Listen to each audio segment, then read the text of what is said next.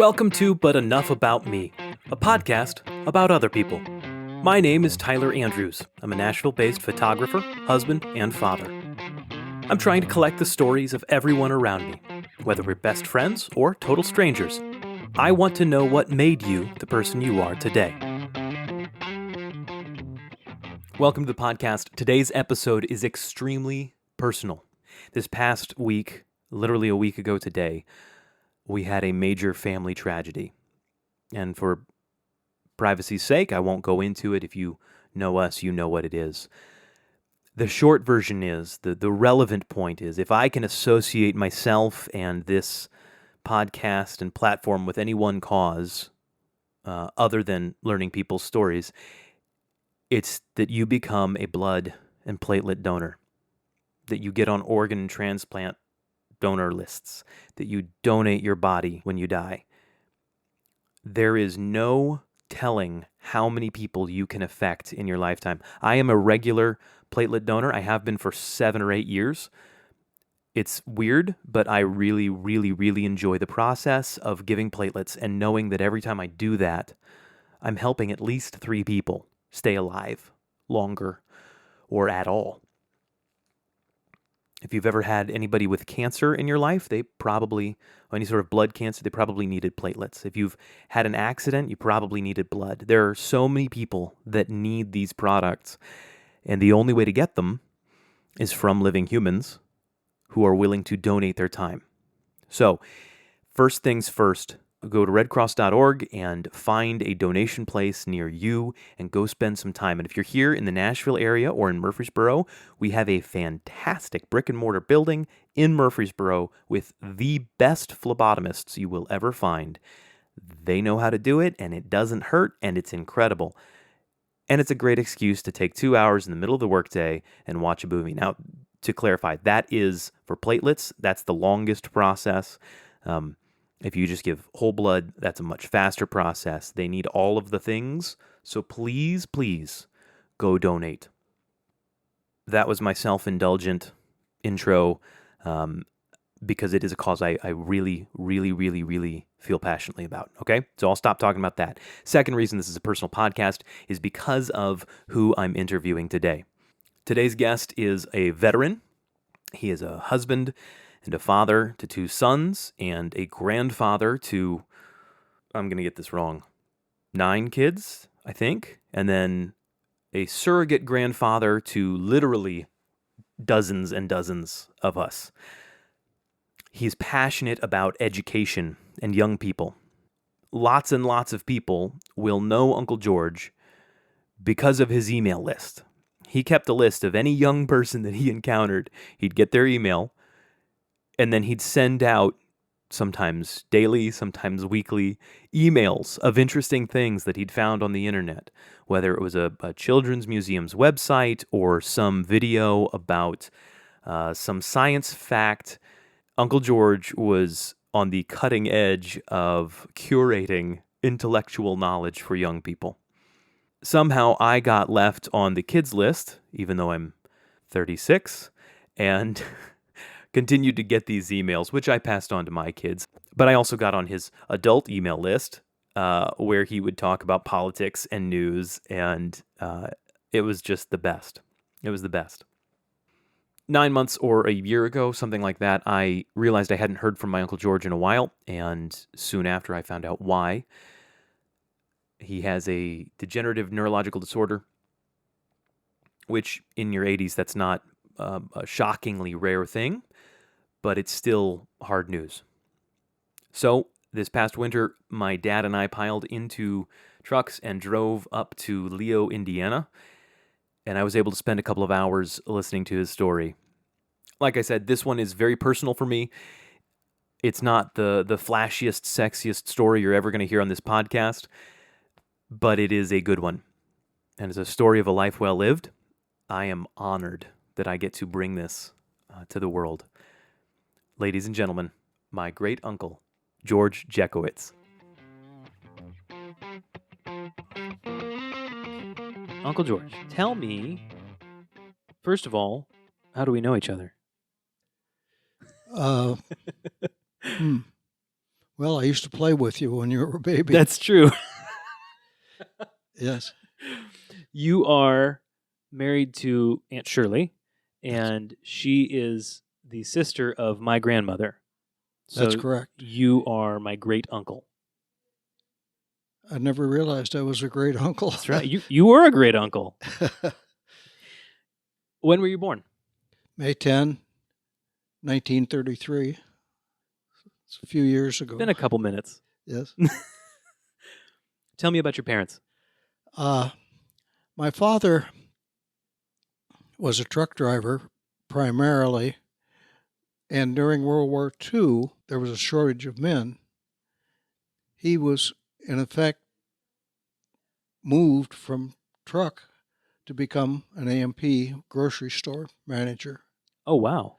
And so he became the manager of a very small store in Hicksville, Ohio. Mhm. And they needed somebody to manage a slightly larger store in Angola, Indiana. And they moved my dad to Angola, and the family moved there. And so I really look upon two different childhoods, the ones that were grade school in Hicksville, Ohio, and then the ones that were more high school and pre-college in Angola, Indiana. So you were born in Hicksville. No, actually, I was born in Rockford, Ohio, Okay. which was about 80 miles south of Hicksville. Okay. All right. So what was your dad's name? Gerald Gerald. Elton. So All right. And your mother? Mary Irene. Tell me about your mom. Mom originally worked for Dad in the grocery store, and she became the head checker that collects the money and stuff in the front. And she did that for almost 40 years. Wow. She made a career out of it. She did. And there was one time, for a short period of time, probably when I was a senior in high school, when the three of us were the fastest checkers in the store. Do you have competitions? Yes. And I think both of us, I think all three of us took pride in having the fewest mistakes. Yeah. When you say the three of us, who are you? You're talking about yourself and your mom? My father. And oh, wow. And my mother and myself. Did you have any siblings? I had two brothers and three sisters. So you did have some siblings. Yes. Where are you in the family line? I'm the oldest one. Okay. I'm the oldest one. In fact, back in those years, I worked full time in high school, and I used to I'd show up at the store probably about 7 o'clock in the morning. I helped unload the truck every morning, and then I'd go to school. And after school, I'd come back home and stock shelves and do all sorts of odds and ends around the store. Yeah. And interestingly, when I was ready to graduate, the regional manager of the A&P company wanted to hire me full time. The week that I got out of high school, I did work for them, I believe, one summer, and then I was drafted. Oh, wow. At the age of 19. Yeah. And so I just simply left and served in the Army for a couple of years. So if you were drafted at 19, that was 52? Drafted in 1952. Yes, that would have been about right. What? Well, I'm getting ahead of myself.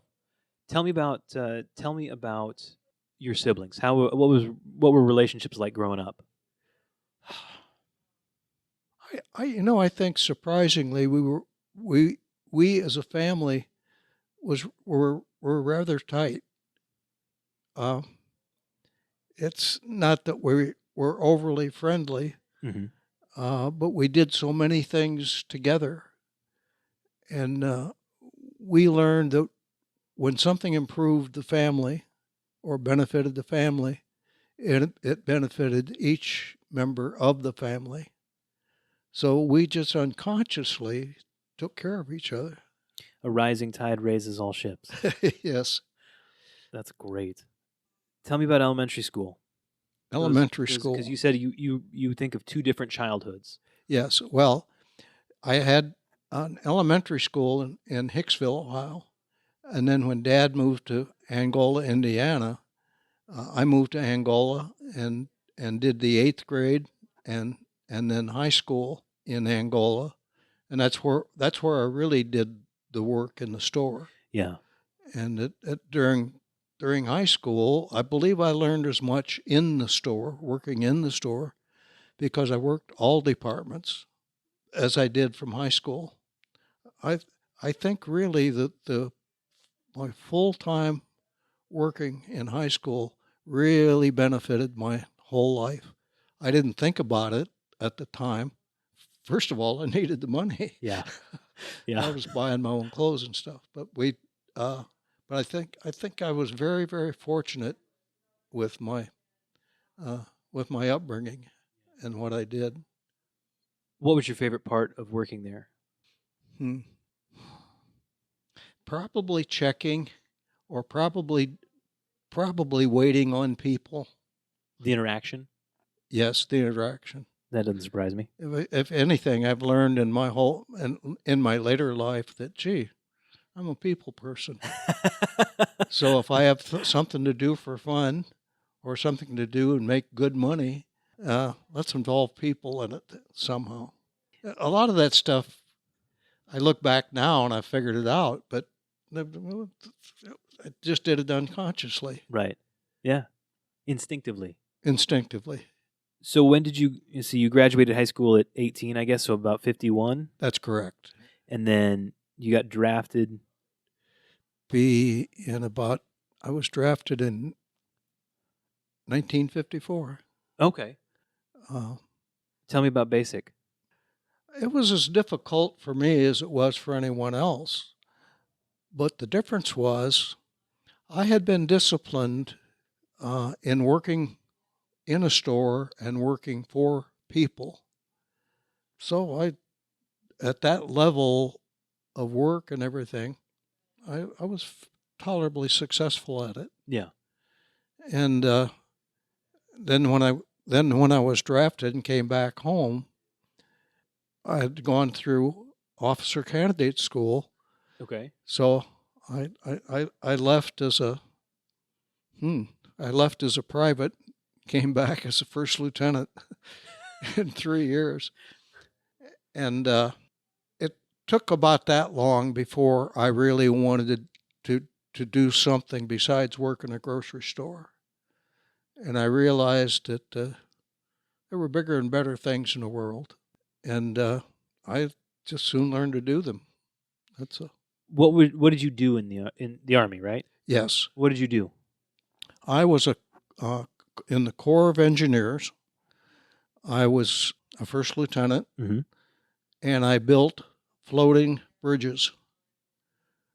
And I went out throughout the United States, That's cool. and I liked it so much. And it sounds brag, but it is true. I like being saluted, and and I think at the time I'm not sure the exact amount of money, but I think about the time I was making 300. No, I was making $30 a month uh, as an enlisted officer. Yeah, big money. Yeah, and then when I went to officer candidate school, I made 10 times that. Wow, that's a big jump. It was a big jump. I didn't realize it was that big. Yeah, and then when it was time for me to either stay in the service and keep going, or get out and go to school, because at about that time, gosh, I can't. I'm not bright enough to think of how old I was, but it must have been. It was less than it was less than 25 years old Yeah. when I chose to get out of the Army, and a lot of people were really surprised. They thought that I would stay in and collect all the money and everything else. And I had a senior officer that stopped me and said, "I'll bet you're getting ready to sign on and stay in the Army." And I said, "Yes, sir." And he said, "Why?" And I said, "Well, I've got a good record." And I thought, I'm in a real good position to move on. Yeah. And he said quietly, "Don't do it, son." He said, "You've never been to college." Yeah. And he said, "You made a good uh, initial or first branch uh, officer, but you're always going to run into a competitor that's got a college degree, Mm. and those who are going to use you for something don't realize who you are or where you've been, and they knew you were a good soldier, but they don't know how good or what you could do." And so I finally realized that uh, I need to go to college. And so then that's when I prepared to go to college after I got out of the service. Did you have a GI Bill or something like that? Yes, I had to. I was very fortunate from the background I had in the college. I mean, in the service. Mm-hmm. Uh, when I checked out of the service, I was given the GI Bill. I was given a military scholarship, Wow. which was repeated when I later went on to my graduate school. And with each of those little steps, Mm-hmm. I learned that it pays to do well. Yeah. And so, I've got to spend the same amount of time as a freshman, same amount of time as a sophomore. Others, you might as well make yourself look pretty good. And I did that. I consciously uh, I consciously tried to look good. Right. Now I don't intend that as brag or anything else. I hope some family member or some youngster listens to this and knows, uh, do the job right. Right. Yeah. We have a phrase in our house: "Do it right or do it twice." Yes. And so by the time I finished undergraduate school, um, I was well prepared for life. Yeah. And it was strange that all of that zipped by me probably in less than 5 years. And I never knew I was going to go to college. Yeah. And I had a lot of help.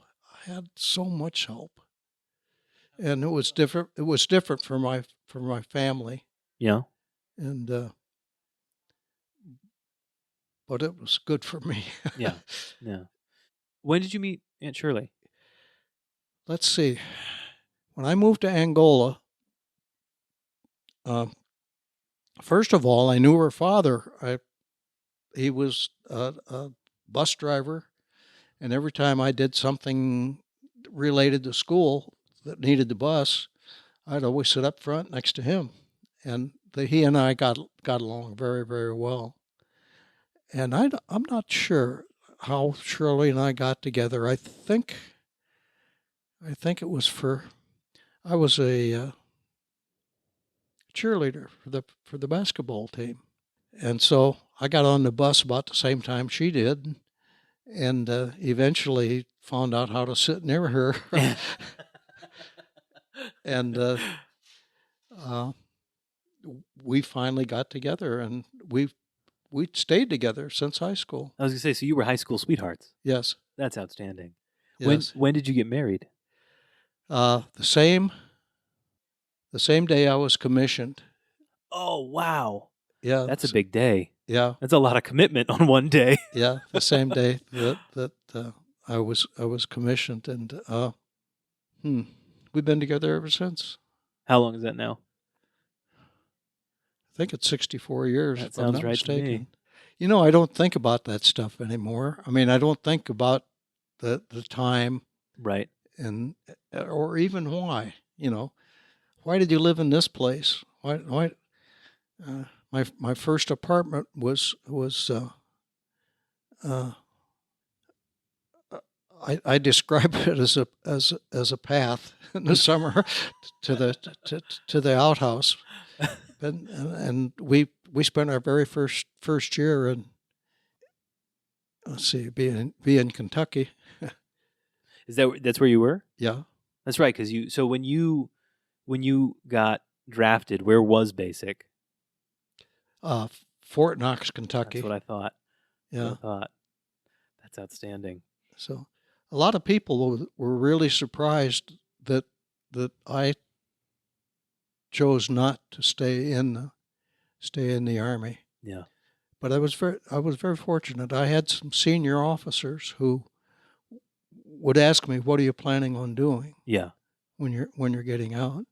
And by the time I told them, nearly all of the officers and even the senior officers uh, cautioned me to get out of the service. Yeah. They said, "You need to get out, use your GI Bill, get a degree, and then Mhm. come back if you want. Yeah. We'd love to have you. Yeah. But if you stay in the service with no degree, sooner or later, you're going to find somebody who's bigger and better than you and Yeah. smarter." I don't know. I don't think I had received a lot of career advice up until that point, and I was very lucky to get it. I listened to it because nobody ever talked to me earlier or later even about what's a career.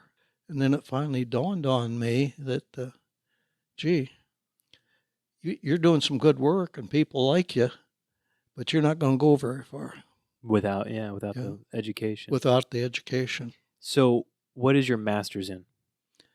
Business administration. And when did you graduate?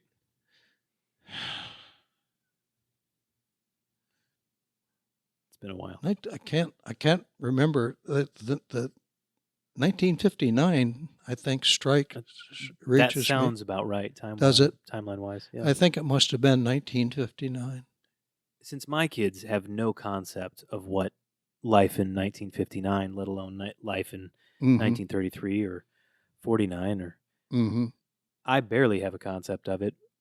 What are some things that are significantly different now from then, other than the internet? You mentioned an outhouse. Did you grow up with an Yes. outhouse?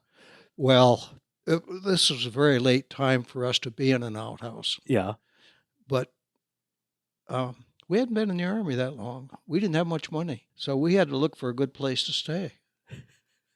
And we turned out it was an outhouse in Kentucky. I mean, we lived on the second floor of a farmhouse in Kentucky Mm-hmm. that happened to have an outhouse.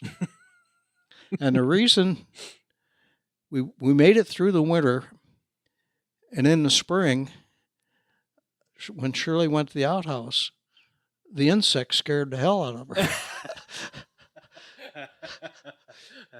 So she decided that somehow we've got to get out of the country and Yeah. back on the base. It's time to move. And by then I had been promoted from second lieutenant to first lieutenant, so I had a little bit more money, and we moved on base. Actually, we bought a house trailer, Okay. and we lived in that house trailer for almost 2 years And that was on base? on base. I didn't know they had those. Yeah. And I traveled all over the country then. We were testing floating bridge Mm-hmm. all over the south of the United States. So where else did you go? In rivers, Yeah. under the lower south, in rivers south of the Ohio State. Okay. That's All right. that was consistent. So you left the army. You went through Went to bachelor's, went to college. master's. When you graduated, when did Greg and Kevin come along? Greg came in 1963, and Kevin came in 1965. And boy, were they wanted. We wanted children badly, and I can tell you, in all of these years since they first arrived, I never spent too much time with either of them. Absolutely never. And I traveled quite a bit, but when I did get home, I made an effort to spend an evening with them. Uh, a meal with the boys was fantastic for Shirley and I. We wanted children badly, Yeah. and we got good ones. So when you got out of your master's, did you start working right away? Where'd you go? Let's see. I'm trying to figure out how that worked out. I I had good grades Mhm. and a lot of job offers. Um, let's see, with their masters, it was a combination of grades and experience because I'd had a lot of grocery experience, and I went to work for Kroger Company in Oh, in in their warehouse where was that? in let's see, with Detroit. Oh, wow. Detroit. I had to think. I got my master's degree at at Michigan State, Okay, I didn't know that. and I was drafted by people who came to Michigan State and interviewed me, and then I went to work for the Kroger Company. That's cool. Detroit was happening back then. Yes, it was. Yes, it was. Uh, the next question would be, why did you leave? So why did you leave? Well, I was a bit naive, but uh, I took a good job in the warehouse, and I was I was the only manager in the whole damn company in Detroit who had a college degree, and I had two of them. So I looked pretty good. I mean, comparatively with the other people there, and did very very well. But at that time, the unions sort of dominated the manufacturers or the retailers, and Especially in Detroit. that's right. And not only that, I found if the company wasn't treating the employees badly, the union was. I was quite disenchanted after about 2 or 3 years there. I, that that was very frustrating for me. And uh, What happened? well, I'm trying to figure out what did happen. I think I just got frustrated of trying to take care of my men, Mm-hmm. and there were a few women that worked in the warehouse at that time, and I did like the work, but I certainly didn't like the atmosphere. Did it feel like they were getting in the way? The union? I think mostly I think mostly it was the way they were treating the working men, Mm-hmm. and that's difficult to explain. But I felt responsible for the people who worked directly for me, and I wound up. If I wasn't arguing with my own management, or when I was arguing with them, most of the argument was because I wasn't paying attention to the union. Now, again, some of that stuff sounds silly, but it wasn't. Yeah, they don't think it's silly. No. Oh, and the next part, the next step is pretty good. Uh, since I had been to two colleges, one from uh, Angola and the second one at Michigan State, there were people at that time, or there were companies at that time, were looking for educated business people Mhm. or people with a business education who's willing to go to work in the warehouse. So I had a lot of people offering me a job. And I finally took one because they came out with a magazine called Handling and Shipping. And it was a new magazine, and I was the only one who knew how to spell transportation and had a degree. So I wound up uh, working for a magazine called Handling and Shipping. That sounds fascinating. Yeah, and I worked with Handling and Shipping for a while. And Handling and Shipping had probably 6 or 7 direct competitors, Wow. and so I after I wrote about 3 or 4 articles, which would have been about 6 months maybe, Uh-huh. I suddenly got I suddenly become an editor. And so a lot of people were looking to move me to their magazine. Nice. And one of those places was a magazine called Transportation and Distribution Management. The headquarters was across from the White House in Washington D.C. Wow. So right away, as a very young editor, I had an office across from the White House. That's pretty fun. Yeah, and uh, and I enjoyed that. I just liked the attention I was getting as a young editor and everything else. Do you remember who the president was? Uh, I know, but I Oh yeah. forgot. I just can't. I Yeah, don't know yeah, what year it was. Do you know roughly? I should know, but I That's all don't. right. That's all right. It would. I mean, I just ballparking. That would have been Johnson, Johnson, yeah, maybe. yeah, it was Johnson. And then from there on, a consulting firm wanted somebody who could talk transportation, and who could talk uh, in in what I now call the profession, Mhm. which is uh,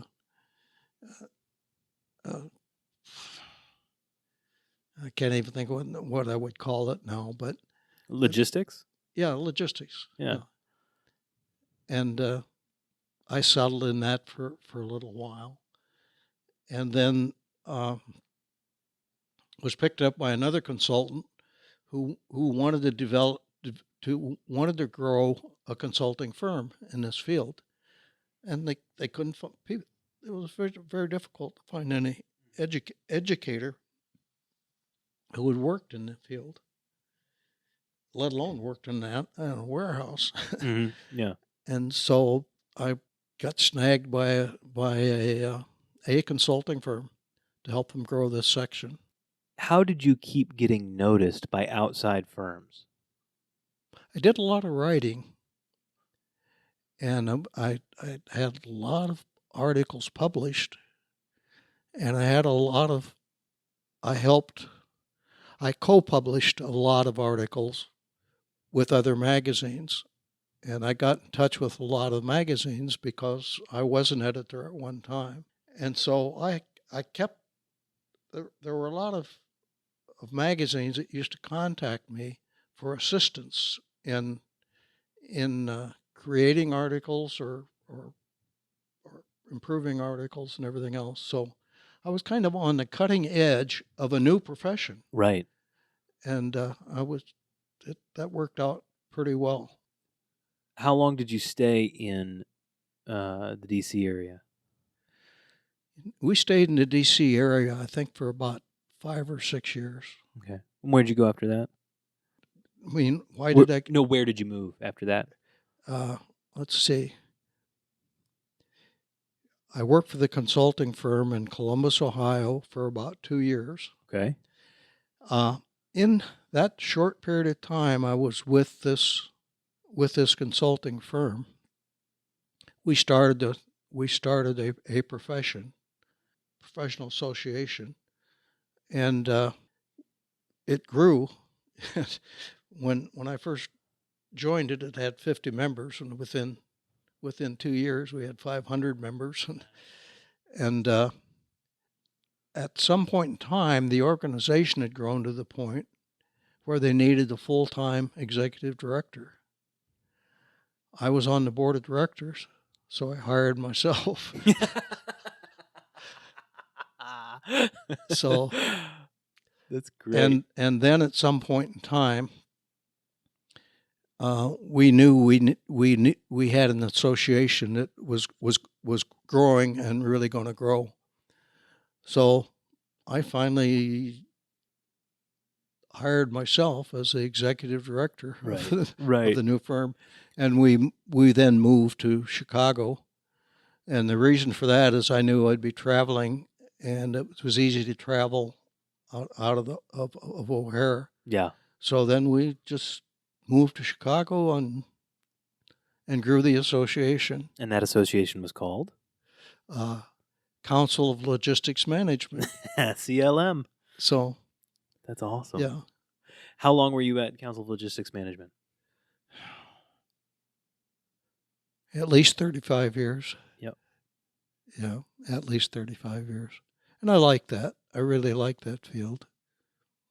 I'd say offhand, it was a new field, a new profession. I had a limited amount of money to hire people, so I learned somehow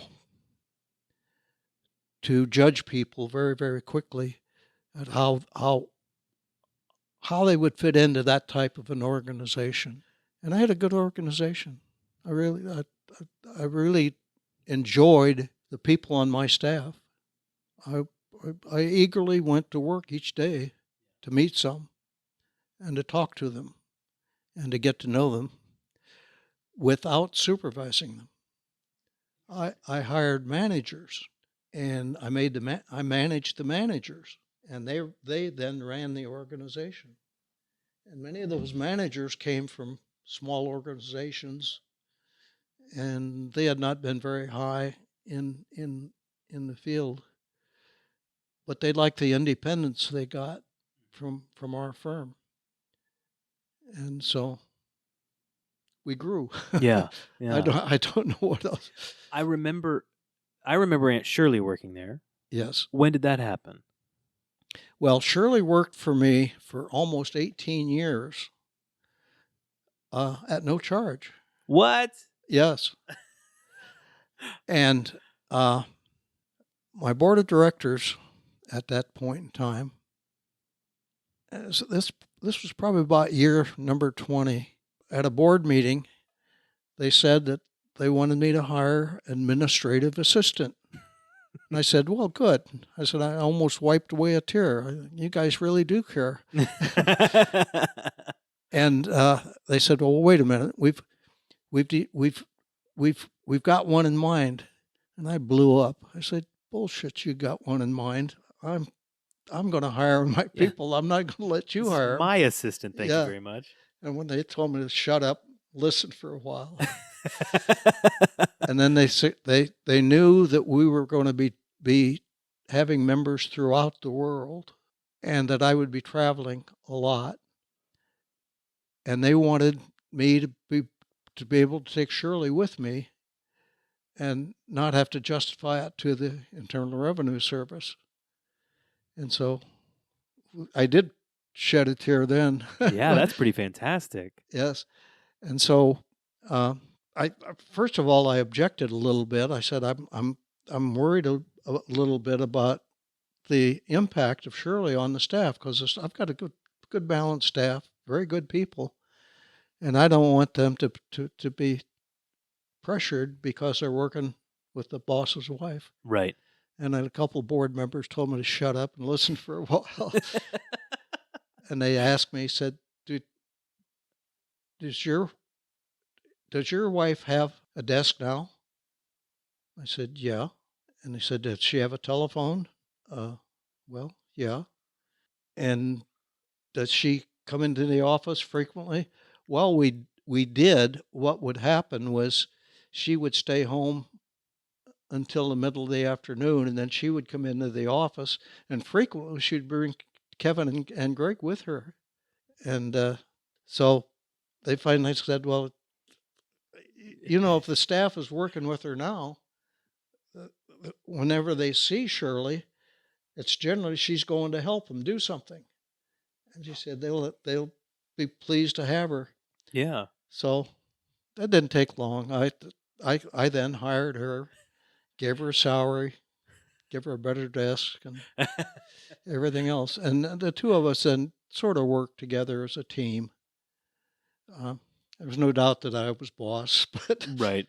uh, and even to the staff members themselves, um, we carefully positioned Shirley so she was never giving orders. If she, wherever she was working on whatever project or something, she was helping somebody else, and that worked surprisingly well. And we stayed that way for another 18 years. Wow. That's so cool. And it's we came in to work late, between 9 and 10 every morning, but we never left the office before 9 or 10 o'clock at night. So we worked more Saturdays than we ever did at home. We brought the boys came in, spent every Saturday in the office with us.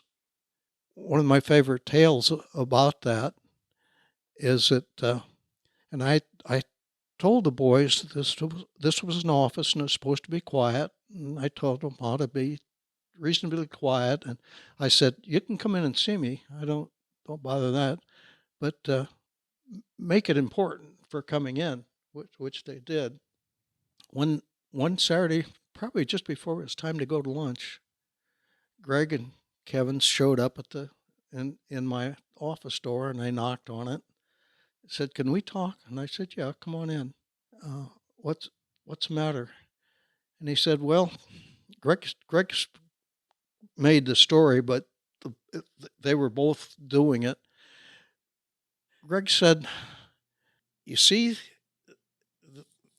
this pile of paper, and you see these little notepads or something?" And I said, "Yes." He said, "Well, we come in every Saturday and we take these and we put these inside of them and stick them in an envelope." And I said, "Well, yeah, that's your job. That's what I pay you for." Said, "But don't you realize that if you took these and printed them at the same time you did these and put a staple in them, you could have a little booklet. Yeah. We never send one by itself. We always send the two together." Wow. And I suddenly realized that these were real human beings, and they knew what they were doing. They knew why they were there. How old were they at that point, roughly? Probably fourth, fifth grade, maybe Okay. third and fourth grade. Yeah. I don't know. So they came to work with them every Saturday with a job to do. Yeah. And prepared to do it. And we did a lot of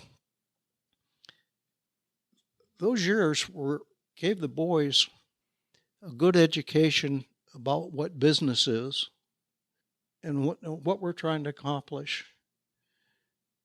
I think I think each Saturday that they came in, they felt that they did accomplish something, and they were proud of that. They knew they knew that their job was important. Right. And which pleased me no end. Yeah, absolutely. And once in a while, if there was a public issue or a political issue or something, we would spend a lot of time together talking about it, especially maybe during that day while we were out for lunch. But there were many other business things or political things that we would talk about over lunch. So they kind of grew up learning what work is, Yeah. what real work is. But I realize that even today, what is this now? It's probably 30 years later. Uh, we will still talk about something that happened during that time. Yeah. And it certainly gave us a lot of time with each other and valuable time with each other. I think I'm sure they would tell you today that they look forward to going into work on Saturday with us. So That's so cool. yeah, so it well, I think that's the reason we're fairly close as a family, or we're now separated now, Yeah.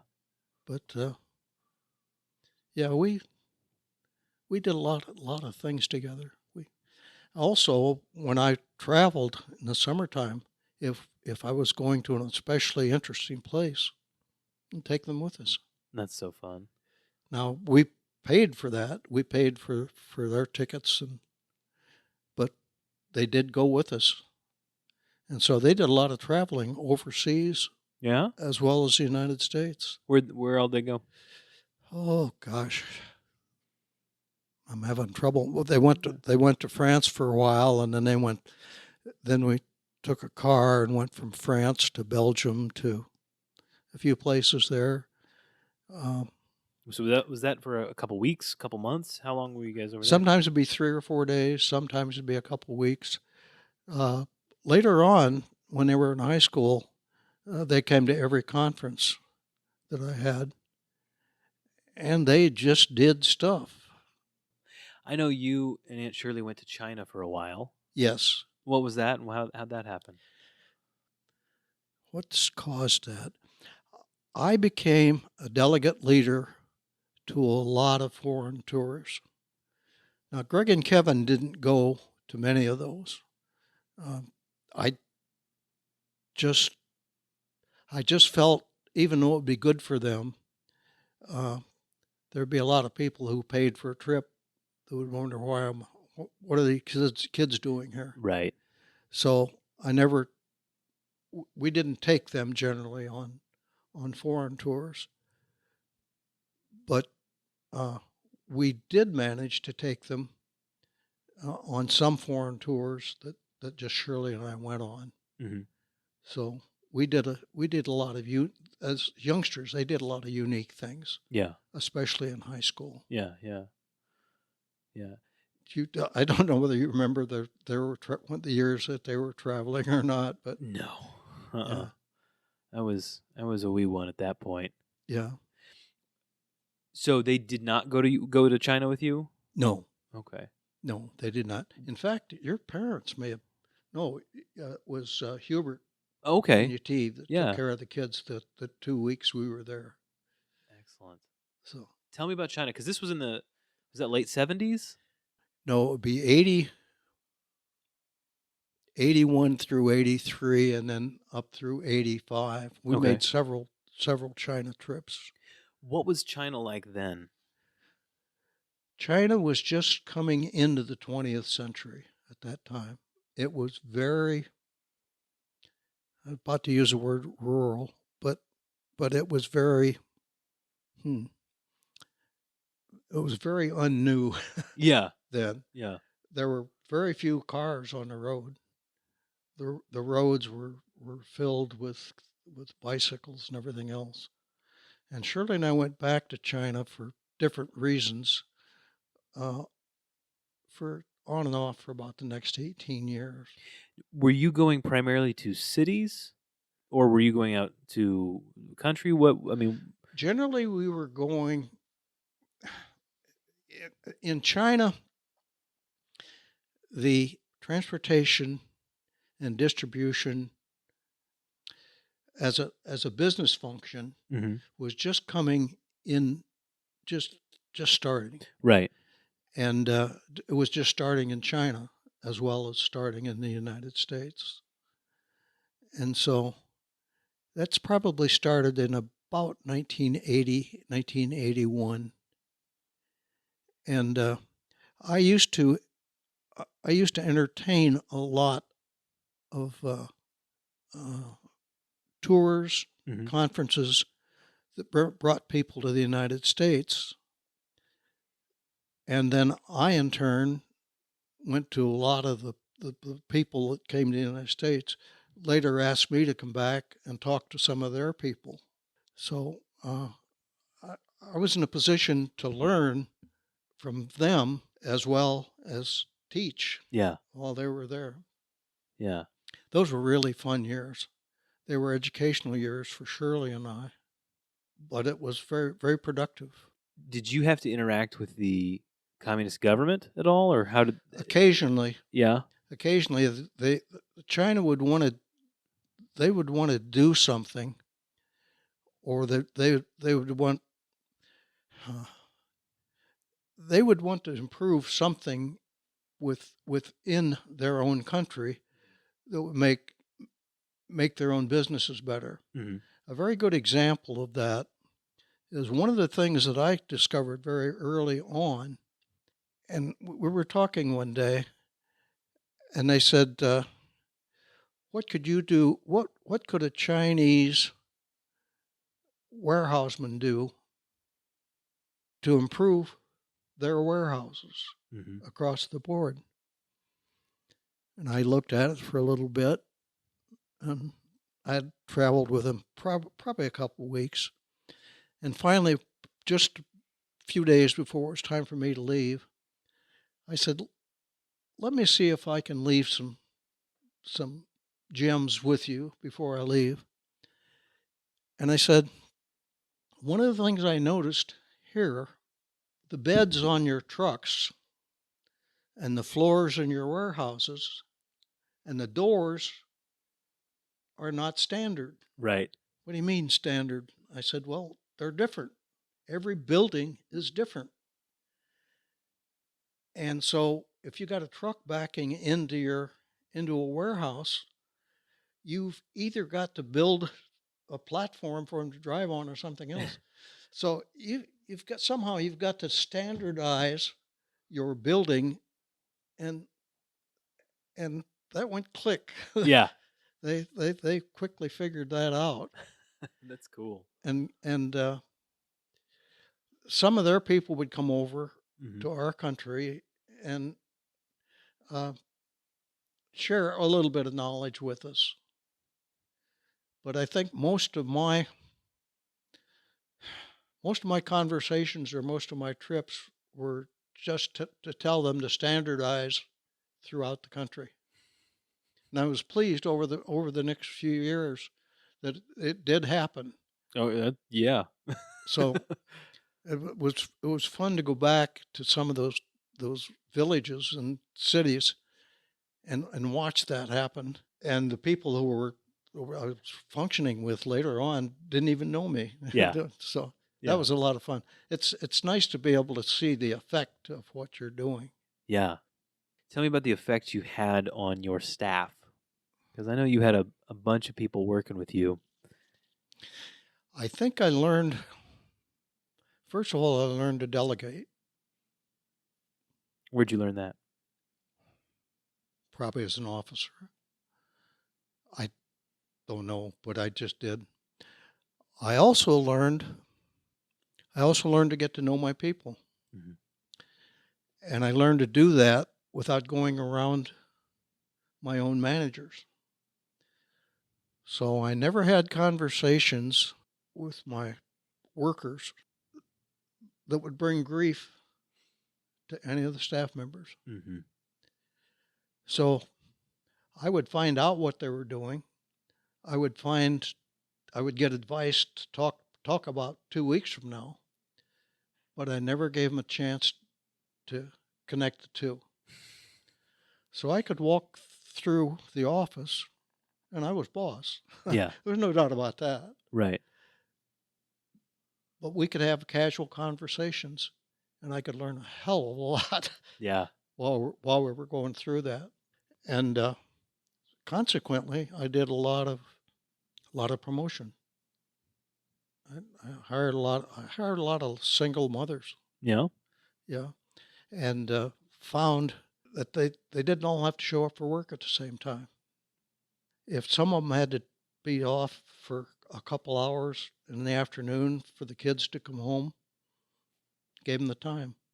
And where did I learn that? That's what Shirley did. She came in, she was home to greet the boys when they came home from school. Yep. And set things up. So that the notion that you were doing that in what, the 70s, 80s. Yeah. I mean, that's something that I know of a couple of books that came out about a decade ago that revolutionized the business world with that Yes. idea. Yeah. And you just were doing it instinctively because you saw that it worked for your family. Yes. So why not pass it down? Yes. That's awesome. Yeah. Now, how did all this happen? I don't know. This, this is the first company I ever managed.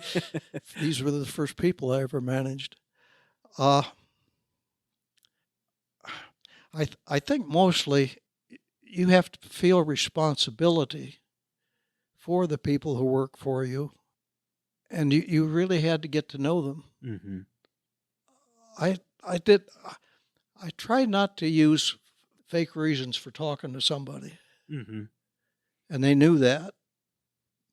And quite often, many of them, when I approached them, knew what I needed to know, and they were very helpful to me. I had very loyal staff. Yeah. And that worked out. That worked very, very well. It doesn't surprise me. I mean, and all of the managers, nearly all of the managers, I think, were still there when I retired. wow. What was the hardest lesson you had to learn in business? I don't know. Was there a mistake you made repeatedly? Gosh, I hope not. I don't know. There may have been. There probably were. No, I don't think I would. I would know how to. I wouldn't know how to answer that. That's all right. No, I can't think of why. If that happened, I generally took steps to rectify it very, very quick. And a lot of that would happen with two people that didn't get along with each other. Mm. So then I had to ask the question, why aren't they getting along with each other? Half the time it's because they're both turds, but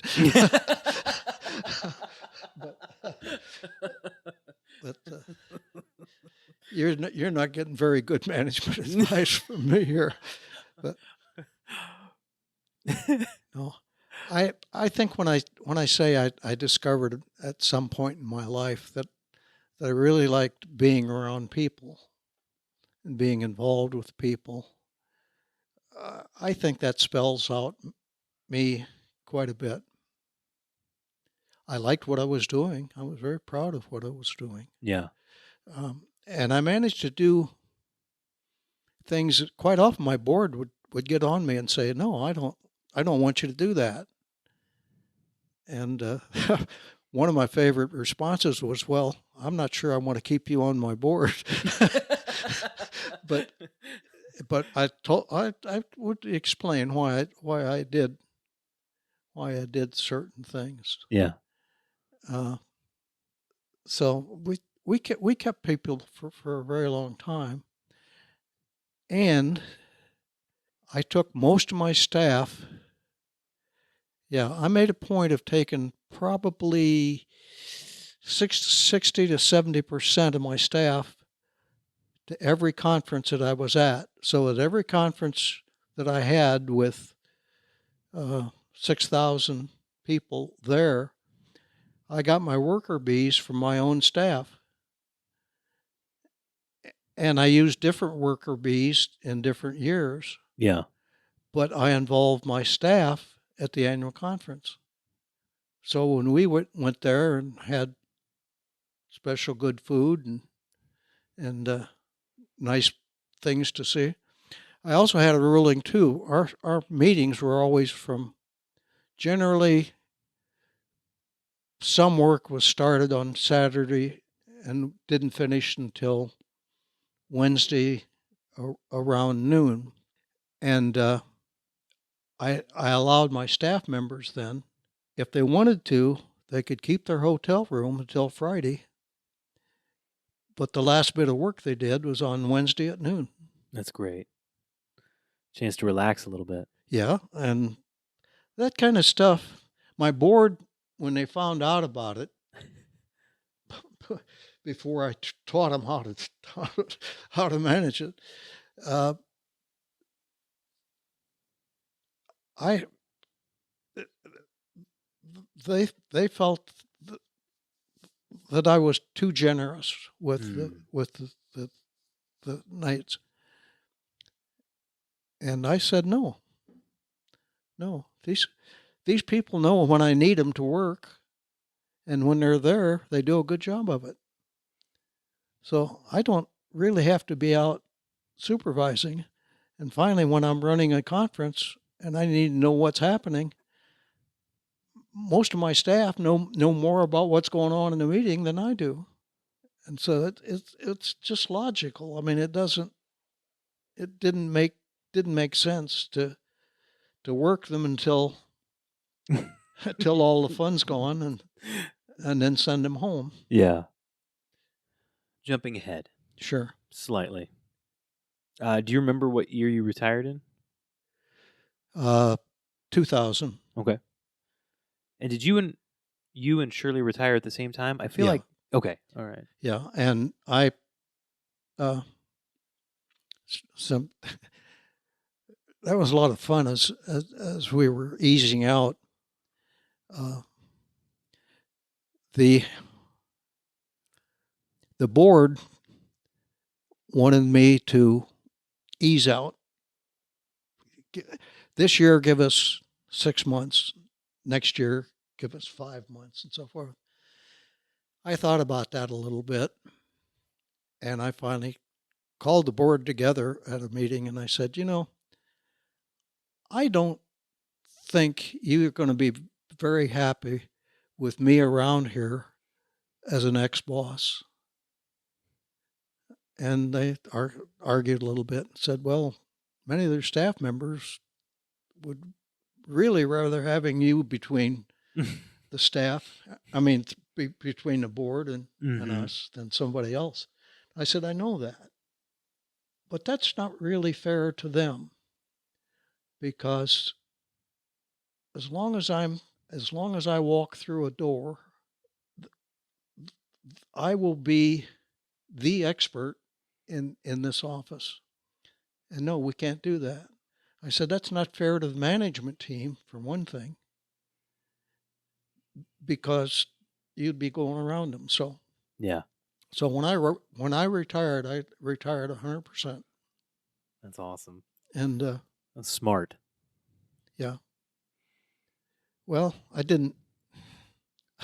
For one thing, I was ready to leave. Yeah. But, yeah. yeah. But I respected my staff. I got to know all of them, so I could respect them. And so nobody. I don't think I had anybody on my staff who were reluctant to approach me with something. And quite often I would get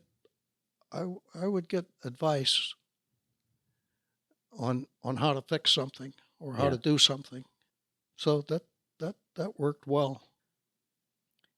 So when you retired and you were ready to retire, Yeah. what did you do?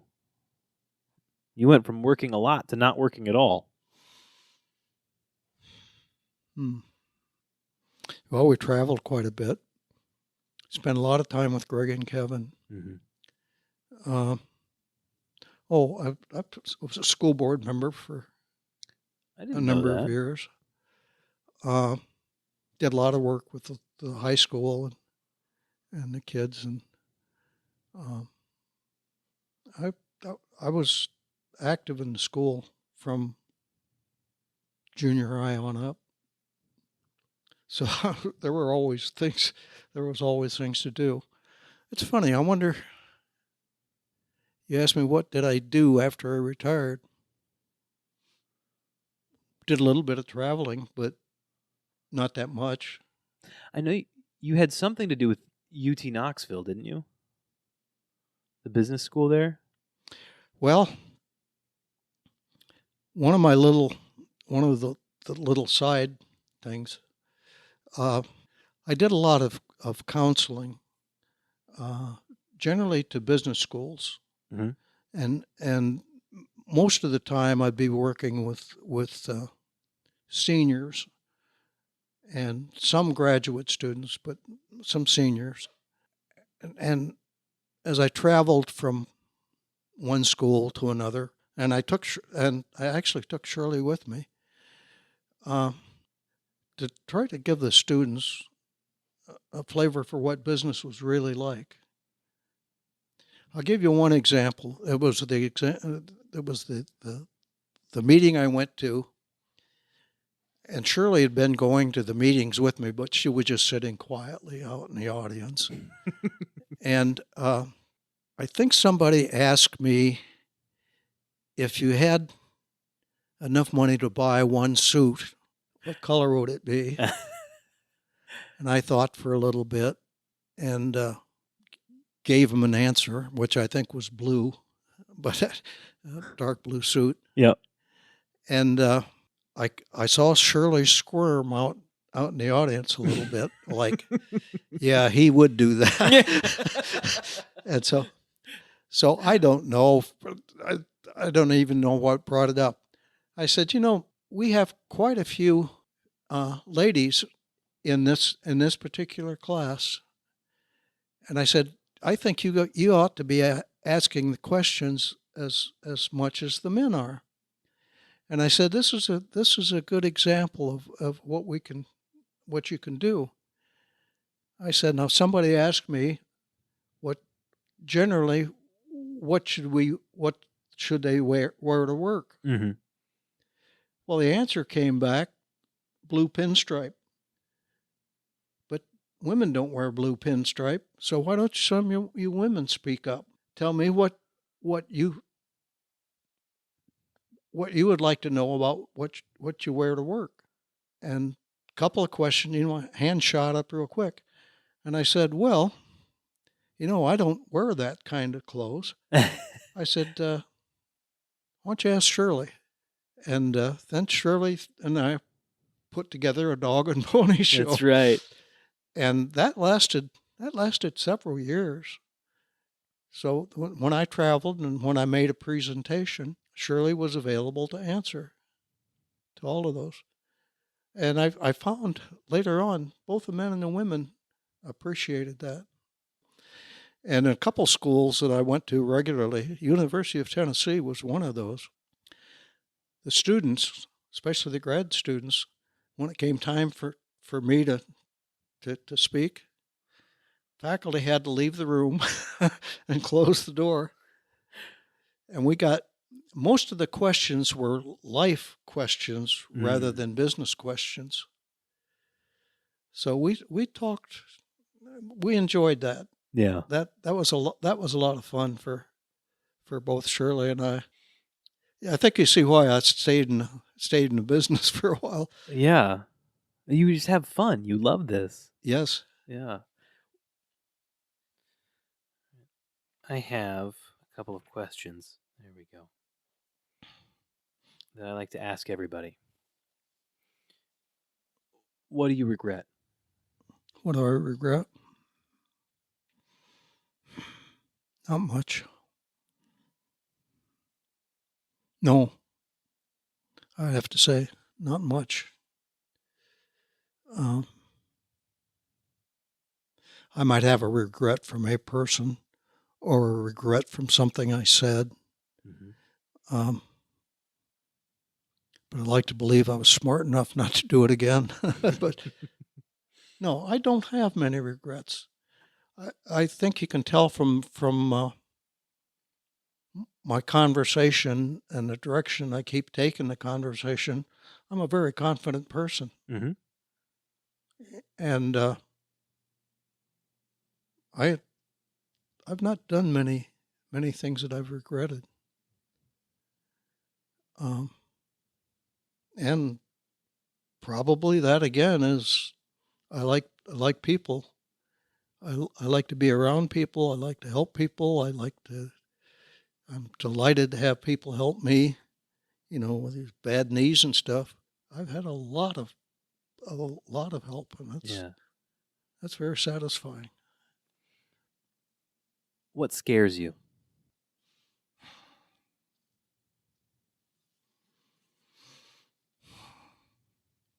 Never thought about that, but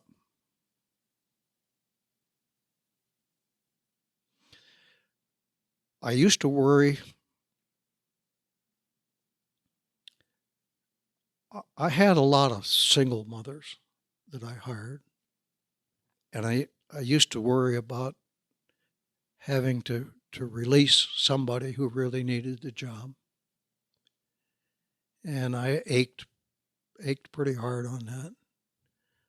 So hard that I had many of my managers would take me aside and say, "Look, I know that she's given you some trouble, and I don't want to tell you how to handle her. But for the sake of the organization, you've got to handle her Yeah. and do it." Yeah. Well, that was really a compliment to me. It meant that the entire staff felt had a responsibility for the company. And so I had a lot of that.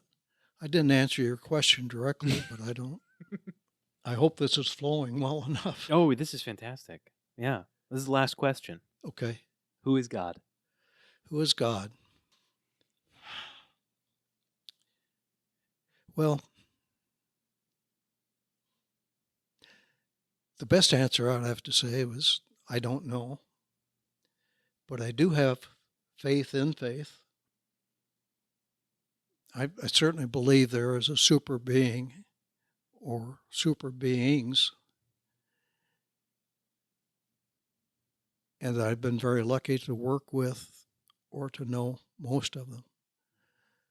So, yeah, I realize there's a superior being or superior beings that I'm just not wise enough to see or know. But also,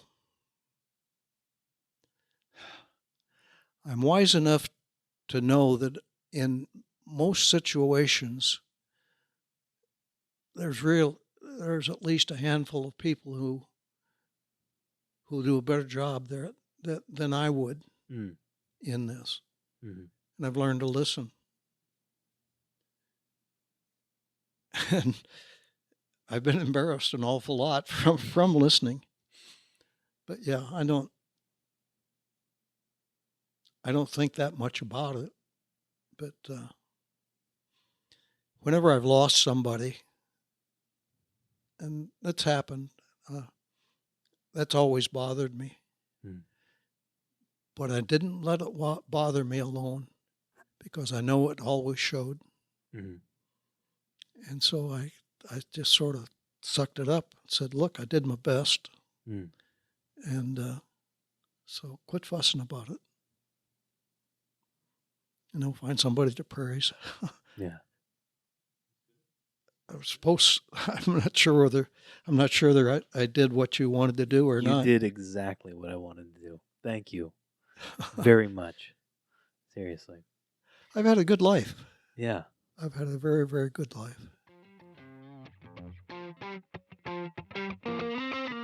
It is such an honor and a privilege to be able to save a story like Uncle George's. He mentioned my grandfather, Bob, and my grandmother, Vivian, both of whom have passed, and I cannot record their stories. So take advantage of the time you have. Talk to the people around you. Ask them to tell you their stories. Pull your cell phone out. Get a voice recording app and pop it in between the two of you and just ask them to tell you their story. It's so worth it. It's so, so worth it.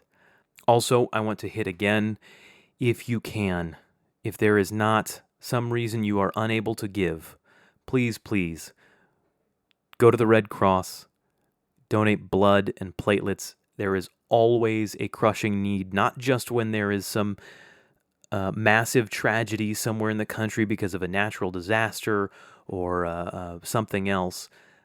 There is a constant need because people are always having accidents. People always have diseases that need donations. If you are able, please go take the time to donate blood or platelets. We don't have any sponsors on this show, but I'd like to pretend for this episode that we are sponsored by the Red Cross. The music is by Jace Hackman. You can hear more of his work at jacehackman.com. The logo design was by Mr. Casey Jones. You can see his work at imcaseyjones.com. The show's website, where you can see a portrait of my Uncle George, is butenoughAbout.me. Again, that's butenoughAbout.me. As well as on the socials, on Facebook and Instagram, it's But Enough About Me Podcast. We post all those photos, and man, I'd love for you to take a look at them. It's always fun to know what the person you're hearing actually looks like. We welcome feedback. If you want to go to our website, butenoughAbout.me, and send me a note, I'd love to hear from it. If you or someone you know should be on this podcast, especially if they are in the Nashville area, drop us a line. Help us connect. This is the only way we can find more people. My circle of friends is big, but it's only so big. So please send in folks that should be on the show. Help us get connected with other people. In that same vein, share the show. Tell other people you know about the show. Tell people you don't know about the show. If you want, you can even get a sticker that you can put on your car or your laptop. I've done both of those things. That's just our fun logo and is sure to incite questions. If you'd like one of those, they should be in the next couple of weeks. So by the time the next episode comes out, follow us on the socials. You'll hear about it on there. I promise. Guys, it is such an honor to be able to share these stories with you, especially when it's someone that I love so much, like my Uncle George. Honestly, the thing that bums me out the most about this is if I'd done this a couple of years ago, I could have encouraged you to connect with him because he would have loved to put more young people on his email list and share the things he found with more people. That would have made him so happy. Don't waste time. Go talk to the people in your life and listen to their stories because it matters. Take the time to go give blood or platelets because your gift of time gives someone else time and literally keeps people alive. Thank you so much for listening. My name is Tyler Andrews, but enough about me.